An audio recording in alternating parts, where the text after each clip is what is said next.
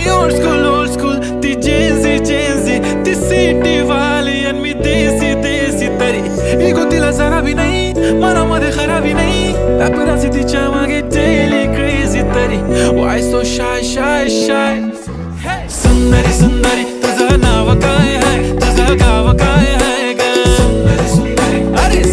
सुंदरी तुझं नाव काय आहे तुझं गाव काय आहे ग अरे सुंदरी तुझं नाव काय आहे तुझं गाव काय आहे ग